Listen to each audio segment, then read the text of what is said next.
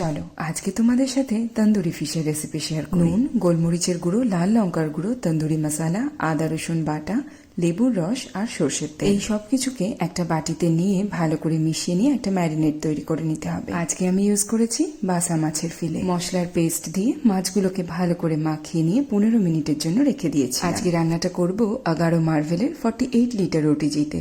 10 মিনিটের জন্য ওভেনটাকে প্রিহিট করে নিয়েছি। বেকিং ট্রেতে মাছগুলোকে বসিয়ে ওটিজিতে ঢুকিয়ে দিতে হবে।